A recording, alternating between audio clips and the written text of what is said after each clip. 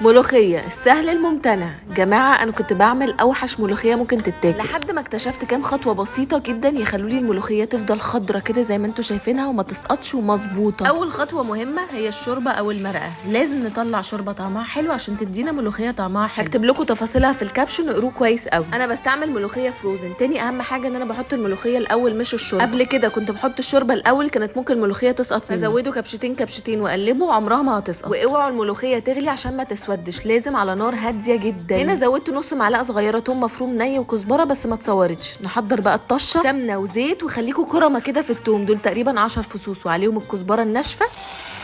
الله على الريحه. شويه رز بالشعريه بقى مفلفل كده جنب الملوخيه.